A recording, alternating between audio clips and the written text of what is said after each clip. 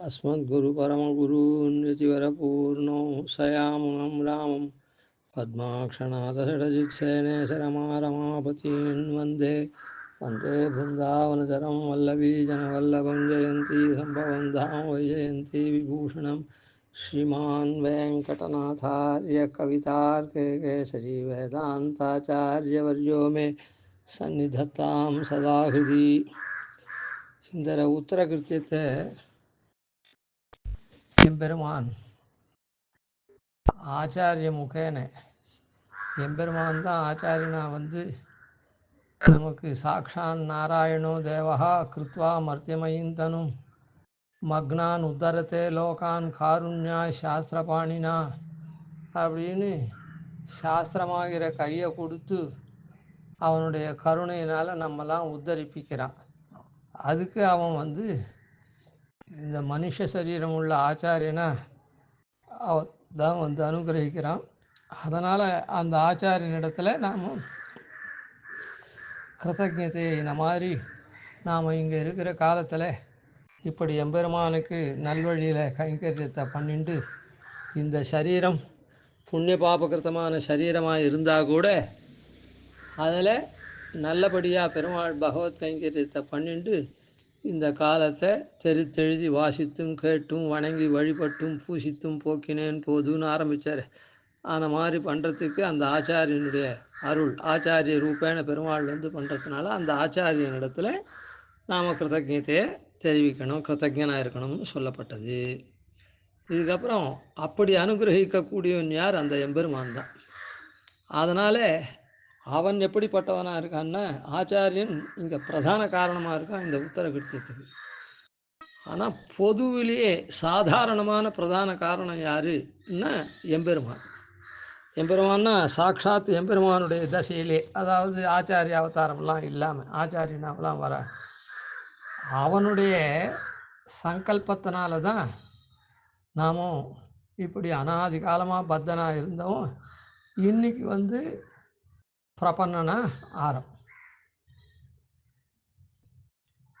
அப்படி நம்ம காப்பாற்றி நல்வழிப்படுத்தி அங்கங்கே நம்முடைய அனாதி பாப கர்மத்தினால் நாம் மாறி மாறி நடந்தால் கூட பெருமாள் என்ன பண்ணுறான், நம்ம நல்வழிப்படுத்தி அங்கே கொண்டு இது பண்ணுறான்.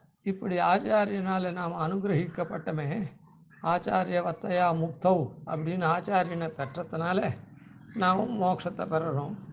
நம்முடைய பாப்ப புண்ணியாதிகள்லாம் அதுக்கு தடங்களாவோ உறுதுணையாவோ இல்லாத நாம் மோட்சத்தை அடையிறோம். அந்த மோட்சத்துக்கு உபாயத்தை ஆச்சாரியன் அனுஷ்டிச்சுக்கிறார் அப்போது ஆச்சாரிய ரூபத்தில். ஆனால் பெருமாள் என்ன பண்ணுறான், அந்த உபாயத்தை ஏற்றுண்டு மோக்ஷயிஷ்யாமி அப்படின்னு அவன் சித்தோபாயனாக இருந்து நமக்கு நாம் சாத்திய உபாயத்தை ஆச்சாரியன் பண்ணி வைக்கிறார். நம்மால் பண்ண முடியுதான உபாயத்தை அப்ளிகேஷன் போடுறா போல், ஆனால் அப்பாயின்மெண்ட் ஆர்டர் தரா போல் அவன் வந்து சித்தோபாயனாக இருந்து மோக்ஷயிஷ்யாமின்னு சொல்கிறான். அந்த பெருமாள் என்ன பண்ணுறான், பெருமாள் தான் நமக்கு இந்த மோட்சத்தை தரான். அதனால் பிரதான காரணம் அவன்தான். பொதுவில் பிரதான காரணம் அவன். ஆச்சாரியன் விசேஷமான பிரதான காரணம். எப்படி ஒரு கம்பெனிலாம் வச்சு என்ன அப்ளிகேஷன்லாம் கால் ஃபார் பண்ணி அவளுக்கு வேலையெல்லாம் தரணும் அப்படின்னு இருக்கிறது பொதுவான காரணம். ஆனால் விசேஷ காரணம் என்னது, நாம் அப்ளிகேஷன் போடுறது தான். அதுக்கு உண்டான குவாலிஃபிகேஷனோட கூட அதை யார் பண்ணி வைக்கிறான்னா அதுதான் விசேஷ காரணம். அவன் அந்த பொதுவான காரணமான கம்பெனி அவன் இந்த ஏரியாவில் வைக்கலைன்னா நாமும் கம்பெனியில் வேலை பண்ணி அந்த ஏரியாவில் இருக்கவாள்லாம் கம்பெனியில் வேலை பண்ணி நன்னா வர முடியாது, வாழ்க்கையில் முன்னேற முடியாது. அதனால் அவன் கம்பெனி வச்சது பொது காரணம். இந்த பக்கத்தில் இருக்கவாள்லாம், இந்த வறண்ட பிரதேசத்தில் இருக்கவாள்லாம் இதை முன்னுக்கு கொண்டு வரணும் தான் அவன் கம்பெனி வச்சான், இங்கே இருக்கிறவாளுக்கெல்லாம் வேலை கொடுக்கணும்னு. அது பொதுவான காரணம், பிரதான காரணம். அந்த கம்பெனி இல்லைன்னா யாரும் அங்கே இருக்கிறவாள்லாம் வேலைக்கு போக முடியாது, அப்படியே அங்கே எதுனா அப்படியே கஷ்டப்பட்டு இருக்கணும். ஆனால் அதுக்கு அந்த கம்பெனி வச்சுட்டா கூட பிரதான காரணம் என்ன, இவன் படித்த குவாலிஃபிகேஷன் அதான் இது பண்ணுறானே, அப்ளிகேஷன் போடுறானே, அதுதான் பிரதான காரணம். அதை போல் ஆச்சாரியன் நம்மால் முடிஞ்சத உபாயத்தை அனுஷ்டிச்சு வச்சுடுறார், பிரபத்தி உபாயத்தை. பெருமாள் அதை அவன் அந்த அப்ளிகேஷனை பார்த்து அவன் இது பண்ணுறா போல, நமக்கு அப்பாயின்மெண்ட் ஆர்டர் தரா போல பெருமாள் மோட்ச விஷயாமின்னு சங்கல்பித்து என்ன பண்ணுறான், அவன் நம்ம முக்தனாக்கி அந்த பகவத் அனுபவத்தை நமக்கு கொடுக்குறான். நம்முடைய ஸ்வரூபத்துக்கு சேர்ந்ததான ஆத்மானுபந்தியான பகவத் அனுபவத்தை முக்த தசையில் கொடுக்கறது யார்? எம்பெருமான். எம்பெருமான் சர்வ சுதந்திரன், அவனை யாரும் கேள்வி கேட்க முடியாது. அபரியநியோஜ்யமான சுதந்திரம் அவனுக்கு இருக்குது. அந்த சுவாதந்திரத்தினால நமக்கு பிரிவில்லாததான நித்திய கைங்கரியத்தை வைகுண்டத்துக்கு ஏற்றி கொடுக்குறான். ஏண்டா இவ்வளோ பாப்பியார் இவனுக்கு மோட்சம் கொடுக்குறியே அப்படின்னு யாரும் கேட்க முடியாது. காரணம் என்ன? அவங்க சொன்னபடிக்கு மாமேகம் சரணம் பிரஜான்றபடிக்கு நாம் ஆச்சாரியனால சரணாகதன் ஆகிட்டோம். அதனால் அவன் சொன்னபடிக்கு அகந்த்வா சர்வ பாப்பேபியோ மோட்ச விஷாமின்னு நம்ம எல்லா பாவத்திலேருந்து விடுவிச்சு மோட்சத்தை தரான், கைங்கரியத்தை தரான், அந்த பிரிவில்லாத கைங்கரியத்தை தரான்.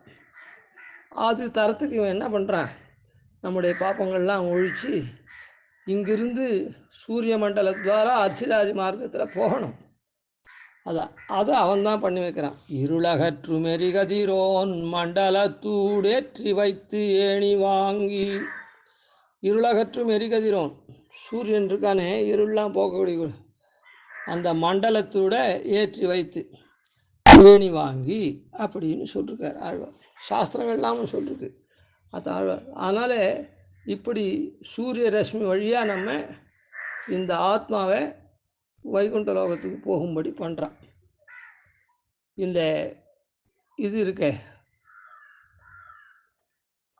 லீலா விபூத்தியான பிரகிருதி மண்டலம், இந்த பிரகிருதி மண்டலத்தில் சுற்றி சுற்றி வராமல் இந்த சூரிய ரஷ்மி வழியாக அப்படியே நேர நம்முடைய மூர்தன்ய நாடியிலேருந்து அப்படியே ஹிருதயத்திலேருந்து கிளம்பி மூர்தன்ய நாடி வந்த உடனே தலையில் இருக்கக்கூடிய நாடி, அந்த நாடி வந்த உடனே ஆத்மா உடனே அந்த சூரிய ரஷ்மியை பிடிச்சி அப்படியே மோட்சத்துக்கு போகிறான். அவன் என்ன பண்ணுறான், அந்த சூரிய ரஷ்மின்றது எப்பவும் இருக்கிறதுனால அது அது வழியாக போக முடியும், திருப்பி வந்துடுவோமோ என்னமோ, அவனே திரும்பி வந்துட்டா அனுப்பிச்சுட்டான்னா என்ன பண்ணுறது, நாமே திரும்பி வந்துட்டா என்ன பண்ணுறதுன்னு இல்லை. ஒரு மேலே போகிறதுக்கு ஏணியை வச்சு மேலே போக சொல்லிவிட்டு அப்புறம் ஏணியை எடுத்துடுறது. அந்த மாதிரி இது போகிறதுக்கு மாத்திரம்தான் அந்த சூரியனுடைய ரஷ்மி. இருளகற்று மெருகதிரோன் மண்டலத்தூடு ஏற்றி வைத்து ஏணி வாங்கி அப்படின்னு சொல்லிருக்கு. அதுபடி பெருமாள் பண்ணுறான். நம்ம சரி அங்கே போயிட்டா திருப்பி இந்த ஏணி வழியாக வர மாட்டோமான்னா ஏணி வாங்கின்னு சொல்லிட்டார். அதான் அங்கே போனால் நமக்கும் திரும்பி வரணும்னு இங்கே தோணாது, நமக்கும் இங்கே திரும்பி வரணும்னு தோணாது, அவனும் நம்ம திருப்பி அனுப்பணும்னு தோணாது. போயினால் பின்னை திசைக்கென்னும் புனை கொடுக்கிலும் போக ஒட்டாரே. அந்த பக்கம் போயிட்டாக்கா திருப்பி இந்த பக்கத்துக்கு போயினால் அந்த வைகுண்டத்துக்கு போயிட்டோன்னா இத்திசைக்கு திருப்பி என்றைக்கும் இந்த பக்கத்துக்கு வரணுன்றதே அவன் அனுப்பக்கூட மாட்டான். பிணை கொடுக்கிலும் போக விட்டார. ஜாமீன், பிணைன்னா ஜாமீன், ஜாமீன் கொடுத்தா விடுறாளோ இல்லை. அந்த மாதிரி வைகுண்டத்துலேருந்து நான் ஜாமீன் கொடுக்குறேன், எங்கள் அப்பாவை அனுப்பிச்சுடு, எங்கள் தாத்தாவை அனுப்பிச்சுடுன்னா அனுப்ப மாட்டான். புனை கொடுக்கிலும் போக விட்டாரே, திருப்பி அனுப்ப மாட்டான் அப்படின்னு. வன்புகழ் நாரணன் திண்கழல் சேர்.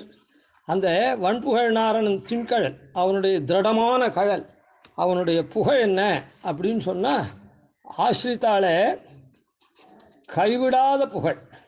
வன்புகழ் நாரணன் உதாரமான குணத்தை உடையவன்.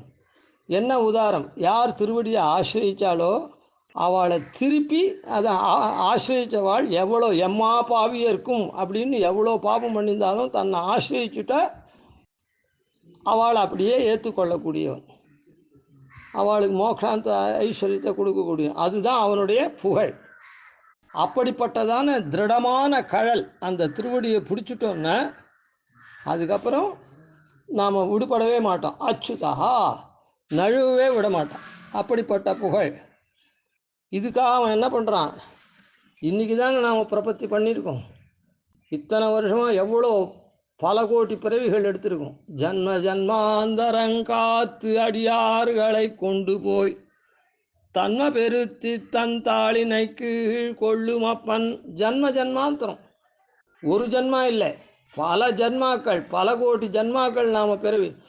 இந்த ஜென்மாவில் இவன் திருந்தலையா, சரி நம்ம அடையலையா, சரணாகதி பண்ணலையா, அடுத்த ஜென்மாவில் பண்ணுவோம், அடுத்த ஜென்மாவில் பண்ணுவோம் அப்படின்னு ஒவ்வொரு ஜென்மாவிலையும் நம்ம அழியாதபடி இந்த ஆத்ம வஸ்துவை அழியாத அப்படியே காத்துண்டே வரான்.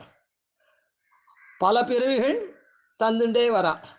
கடைசியில் இந்த பிறவியில் வரைச்சே நமக்கு பிறவி ஆரம்பத்தில் விஷ்ணு கட்டாட்சம்ன்ற ரீதியில் மதுசூதன கட்டாட்சம் தான் கட்டாட்சித்து பிறவிக்குச்சு ஆச்சாரிய சம்பந்தத்தை ஏற்படுத்தி ஜன்ம ஜன்மாந்தரம் காத்து அடியார்களை தன்மை பெருத்தி தன் தாளினை கீழ் கொண்டு அப்பன் அல்ல. அப்படி கொண்டு போய் அடியார்களை என்ன பண்ணுறான்? தன்னை ஆசிரிக்கும்படி பண்ணுறான். ஜன்ம ஜன்மாந்தரம் காத்து அப்படியே இங்கேருந்து மேலே கொண்டு போகிறான். தன்மை பெருத்தி மேலே கொண்டு போச்சே தன்னை போல பரிசுத்தனை ஆக்கிறான். அதாவது பாபம் மொத்தத்தையும் போக்கி ஞானம் பூர்ணமாக இருக்கா மாதிரியும், அதே போல்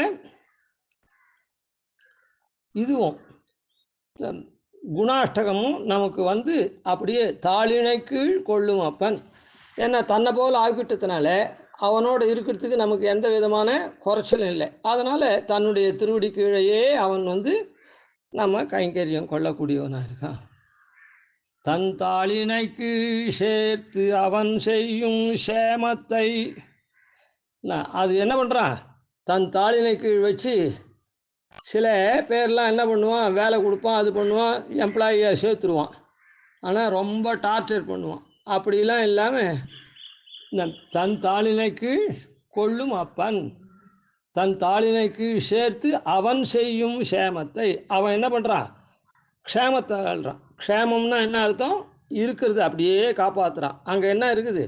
தன்னுடைய அனுபவம் என்னவோ அந்த அனுபவத்தை அப்படியே நமக்கும் கொடுக்குறான். அவன் செய்யும் க்ஷேமத்தை, அந்த க்ஷேமத்தை இப்படிலாம் சாஸ்திரம் சொல்லிருக்கபடிக்கு திருப்பி நம்ம அனுப்புறதே இல்லை. புனராவர்த்தியே நமக்கு கிடைக்காது. எப்படி இத்தனை நாளாக நாம் அவனை ஆசிரியிக்காத்தினால, அவன் சொன்னபடிக்கு மாமேகம் சரணம் விரஜா அப்படின்னு சொன்னபடிக்கு நாம் ஆசிரியிக்காத்தினால நம்முடைய பாப்பத்துக்கு தகுந்தா போல திருப்பி திருப்பி நம்ம பிறப்பிக்க வச்சான், பிறவி எடுக்கும்படி பண்ணான். அதே போல் அப்போ எப்படி அவன் சத்திய சங்கல்பனாக இருந்தானோ அதே போல் இப்பவும் எப்படி இருக்கான்னா, நாம் சரணாகதி பண்ணிட்டதுனால இனிமேட்டு அவனுடைய திருவடியிலேருந்து இங்கே திருப்பி விடாதபடி அங்கேயே நித்திய கைங்கரியத்தை கொடுக்கக்கூடியவனாக இருக்கான். அதில் சத்திய சங்கல்பனாக இருக்கான். நம்ம திருப்பி அனுப்பாதத்துலையும் இத்தனை நாளாக அங்கே சேர்த்துக்காத இங்கேயே பிறவியை பல பிறவி கொடுக்குறதுல சத்திய சங்கல்பனாக இருந்தான், நம்முடைய புண்ணிய பாபத்துக்கு தகுந்த மாதிரி. அதே போல தான் இப்போது அங்கே நாம் அவனை சரணாகதி பண்ணி அடைஞ்சுட்டதுனால திருப்பி அனுப்புறதில்லை அப்படின்றதுலையும் சத்திய சங்கல்பனாக இருக்கான். இதுக்கு என்ன பண்ணுறான்? கொஞ்சம் கொஞ்சமாக நம்ம பண்படுத்திகிட்டே வரான். எப்படி? பண்ட நாளாலே நின் திருவருளும் பங்கயத்தாள் திருவருளும் கொண்டு நின் கோயில் சீத்து. இதுக்காக என்ன பண்ணுறான்? ஒவ்வொரு ஜன்மத்திலையும் கொஞ்சம் கொஞ்சமாக நம்ம கோவிலை பெருக்கிறது ஆரம்பித்து, யார்? ரெண்டு பேரும் ஒருமித்த கருத்தாக பிராட்டியும் எம்பெருமானும் பிரியாத திவ்ய தம்பதிகளாச்சே, அந்த திவ்ய தம்பதிகள் ரெண்டு பேரும் பண்ட நாளாலே அனாதி காலம் தொட்டு எம்பெருமானுடைய பண்ட நாளாலே நின் திருவருளும் பங்கயத்தாள் திருவருளும், நின் திருவருள் உன்னுடைய திருவருள்னாலேயும் பத்மாசினியாக இருக்கக்கூடிய பிராட்டியினுடைய திருவருள்னாலும் கோயில் சீத்து உன்னுடைய கோயிலை பெருக்கிறது, தொடக்கமாக பெருக்கிறது, மொழுகிறது, கோலம் போடுறது, புஷ்பம் பறிக்கிறது, திருவிளக்கு ஏற்றுறது. இந்த மாதிரி படிப்படியாக பெருமாளுடைய அனுகிரகத்தினாலையும் பிராட்டியினுடைய அனுகிரகத்தினாலையும் அடிநாள்லேருந்தே இருக்கக்கூடிய அனுகிரகம் இருக்குதா வாழ்து. அதனால் இப்படி படிப்படியாக வந்து அங்கே வைகுண்ட லோகத்தில் இருக்கக்கூடிய நித்திய கைங்கரிய பர்யந்தம் அவள் 2 பேருடைய அனுகிரகத்தினாலையும் வந்தது அப்படின்னு ஆழ்வார் சாய்க்கிறேன். இதிலேருந்து தெரிஞ்சுக்கோங்க, நமக்கு ஒரு பகவத் கைங்கரியம் வரணும் அப்படின்னு சொன்னால் பண்ட நாளாலே நின் திருவருளும் பங்கையத்தாள் திருவருளும். ஒரு கைங்கரியத்தை நமக்கு பெருமாள் அருள்றான் அப்படின்னா 2 பேரும் சேர்ந்து தான், 2 பேருடைய அருள்னால தான் இந்த இடத்துல நமக்கு கைங்கரியம் வருது. அதனால் மோட்சத்தில் போய் நாம் கைங்கரியம் பண்ணுறோம் அப்படின்னா சித்தோபாயமாக இருக்கிறது யார்? அந்த 2 பேரும் தான், பெருமாள் மாத்திரம் இல்லை. பெருமாளுடைய அனுகிரகம் மாத்திரம் நமக்கு மோட்சம் வந்துள்ள. கோவில் பெருக்கிறது ஆரம்பித்து எல்லா கைங்கரியமும் 2 பேருடைய அனுகிரகத்தினால்தான். அப்போ கடைசியாக அந்த மோட்சத்துக்கு போகிறது மாத்திரம் பெருமாளால் வருமா? சில பேர் வந்து பெருமாள் மாத்திரம்தான் சித்தோபாயம் அப்படின்னு சொல்கிறார். அது கிடையவே கிடையாது. பண்ட நாளாலே நின் திருவருளும் பங்கையத்தாள் திருவருளும் கொண்டு நின் கோயில் சீத்து அப்படின்லாம் சொல்லப்படுறபடிக்கு சத்திய சங்கல்பனா இருந்து நம்ம இப்படி பெருமாள் படிப்படியாக மேலுக்கு கொண்டு வந்திருக்கான். இப்போது உயர்ந்ததான உபாயமாக ஆச்சாரிய பிராப்தியை ஏற்படுத்தி அந்த ஆச்சாரிய பிராப்தி மூலமாக நமக்கு நம்ம சரணாகதனாக்கி இப்படி இப்போ உத்தரகிருத்தியத்தை ஸ்வீகரிச்சுட்டு இருக்கான். நமக்கு இதனுடைய தொடர்ச்சியில் மோக்ஷாந்த ஐஸ்வர்யத்தை அங்கே தொடர்ச்சியாக கைங்கரியம் கொடுக்க போகிறோம் அப்படின்ற விஷயத்தில் நாம் தெளிஞ்சு அவனுக்கும் கிருத்தஜனாக இருக்க வேணும் உத்தர காலத்தில் அப்படின்னு சொல்கிறோம். கவிதார்க்கிக சிம்ஹாய கல்யாண குணசாலினே ஸ்ரீமதே வெங்கடேஷாய வேதாந்த குரவே நமः. ஆதிவன்ஷணோபாதீநிதிவர்யான் பஜே நிஷம் ஸ்ரீரங்கபூர்வஷடஜித்யதீசானபதாஸ்ரீம் ஸ்ரீவத்சம்சுதலகம் வந்தே ஸ்ரீகிருஷ்ணதேசிகம்.